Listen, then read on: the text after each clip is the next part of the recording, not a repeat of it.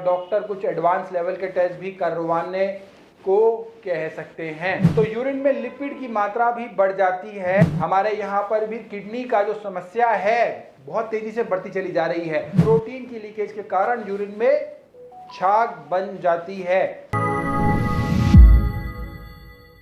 Urine में foam यानी कि झाग आने के क्या कारण है, आज हम इस वीडियो में बात करेंगे। यूरिन में झाग होने के कारण क्या क्या होते हैं। नमस्कार, डॉक्टर पुनीत आपका कर्मा आयुर्वेदा में एक बार फिर स्वागत करता हूं। जो पेशेंट आकर यह बताते हैं कि उनके यूरिन में आजकल बहुत झाग आ रही है, तो उन सबके कारणों का विश्लेषण करते हुए आज हम डिटेल में बात करने वाले हैं इस वीडियो में।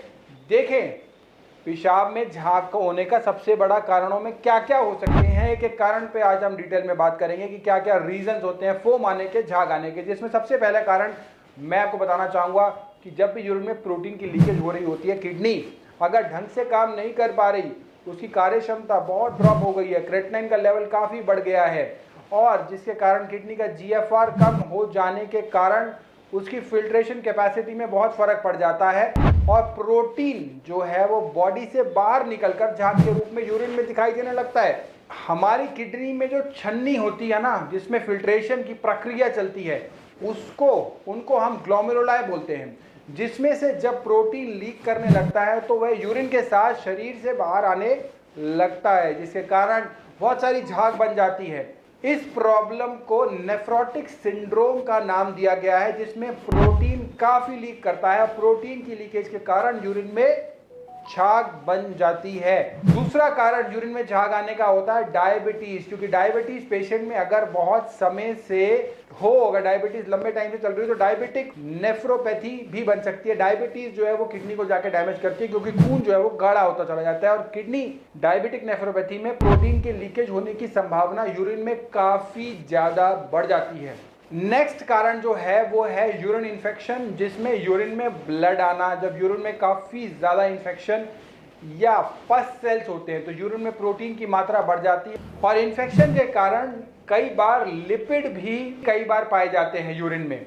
तो यूरिन में लिपिड की मात्रा भी बढ़ जाती है। बढ़ जाने के कारण कई बार पेशाब में जलन और झाग की समस्या उत्पन्न हो जाती है। डिहाइड्रेशन, इसके अलावा गर्मियों में मौसम में भी डिहाइड्रेशन के कारण पेशेंट जो आते हैं हमारे पास, वो पानी ज़्यादा नहीं पी रहे होते हैं और यूरिन काफ़ी कॉन्सेंट्रेटेड हो जाता है। तो जब यूरिन कॉन्सेंट्रेटेड होने लगता है, जब बॉडी से बाहर उसे पास किया जाता है, तो उसमें सारे पदार्थ की मात्रा के कारण अब यूरिन पास करते समय झाग बन जाती है, क्योंकि कॉन्सेंट्रेटेड हो जाता है। यूरिनरी ट्रैक्ट इन्फेक्शन, कुछ टाइप के यूरिनरी ट्रैक्ट इन्फेक्शन भी यूरिन की विशेषता में बदलाव कर सकते हैं, यूटीआई जिनको कहा जाता है। तो इस तरह से जब भी पेशेंट यूरिन में झाग आने का कंप्लेंट करते हैं तो उनकी हिस्ट्री का एग्जामिन करना बहुत ज़्यादा ज़रूरी है। बहुत सारे कारण हो सकते हैं इसके पीछे इनकी जांच के लिए डॉक्टर कुछ टेस्ट भी रिकमेंड करते हैं, जैसे कि kidney function test, urine examination, albumin level को चेक किया जाता है, क्योंकि कई बार एल्ब्यूमिन लीक कर रहा होता है और वह भी टेस्ट रिपोर्ट में पता लग जाता है, और डॉक्टर कुछ एडवांस लेवल के टेस्ट भी करवाने को कह सकते हैं।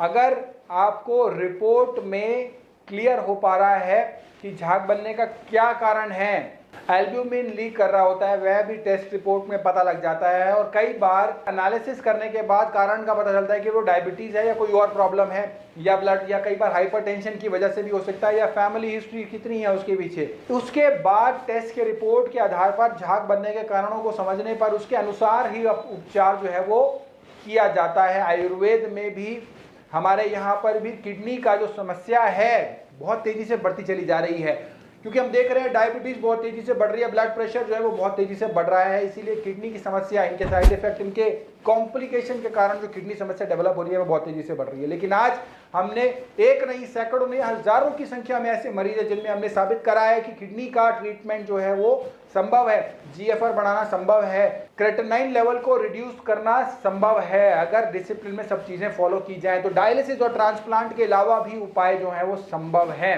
अगर आप भी किसी प्रकार की किडनी से रिलेटेड किसी भी समस्या से जूझ रहे हैं तो नीचे अपना आप कमेंट में सवाल पूछ सकते हैं, हमारे डॉक्टर से निःशुल्क परामर्श ले सकते हैं। नमस्कार।